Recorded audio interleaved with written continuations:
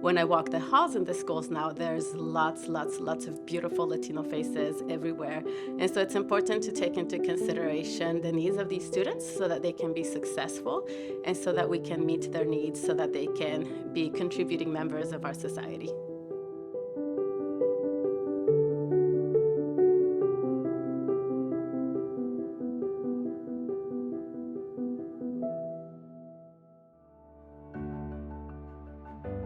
In the last 5 years, the growth and visibility of Minnesotanos, particularly our youth, have translated into important changes that will have a long-lasting impact in Latinos' overall well-being.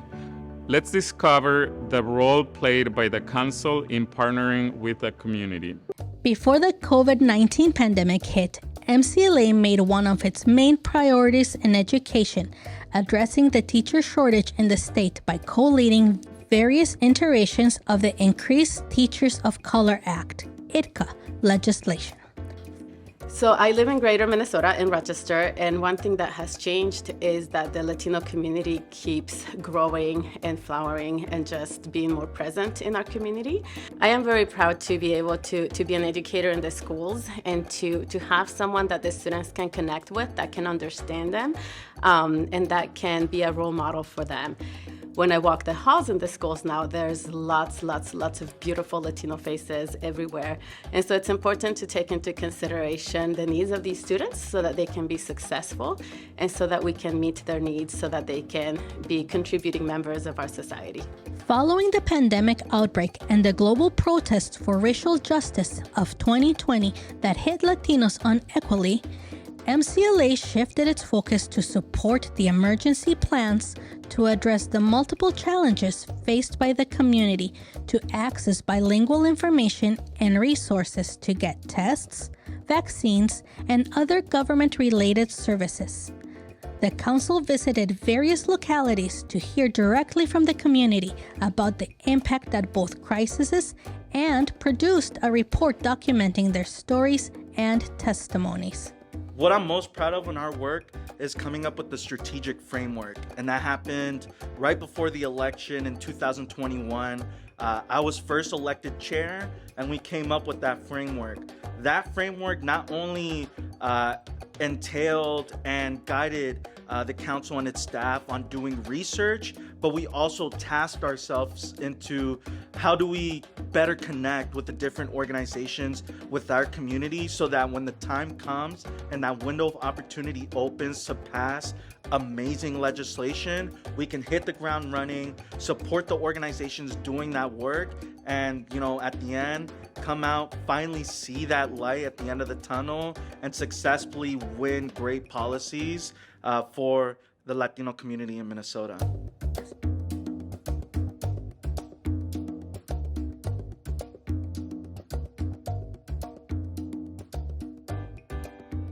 After the pandemic, we understood that culture preservation and community development go hand in hand. Celebrating our traditions is very important for us to heal and have a sense of belonging.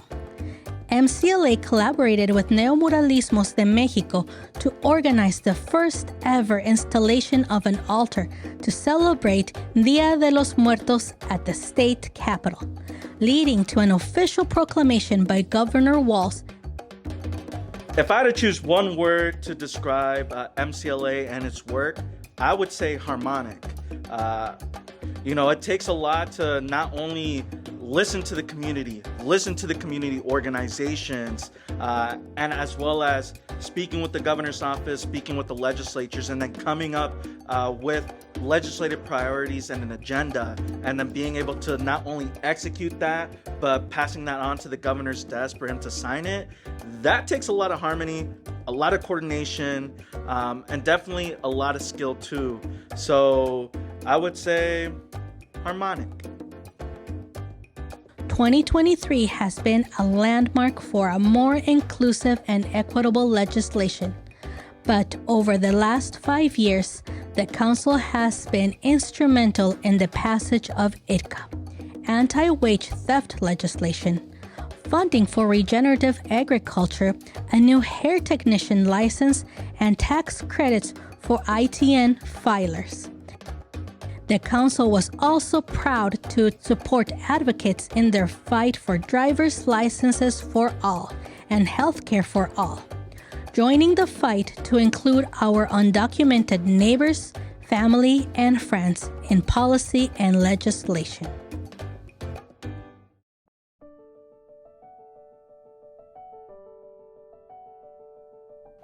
Four new legislators with Latino-Hispanic ancestry were elected in the past 5 years. Representative Aisha Gomez, elected in 2018 and representing District 62B. Dr. Alicia Mann, House Representative from 2019 to 2020 in District 56B, and now Senator representing District 50. Newly elected Maria Isa Perez Vega, House Representative in District 65B, and Alicia Kozlowski, House Representative in District 8B.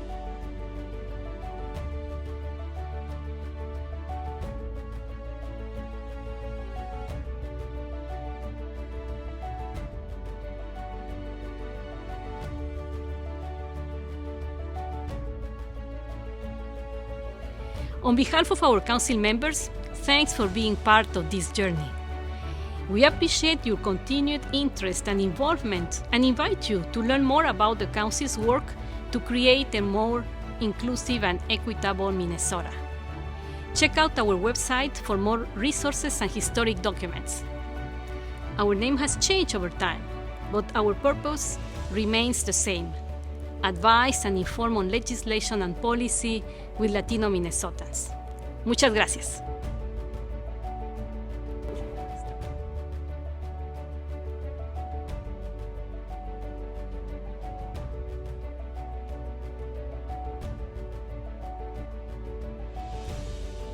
Congratulations, MCLA, on your 45th anniversary. This is important work. People like me cannot do our work without the work of the people that came before us. We are able to keep working for equity and for access to many services, including education in my case. And that fight is because other people have opened the doors, and we are able to keep doing the work that's done in the past 45 years. So thank you to everybody that's done this important work during this time.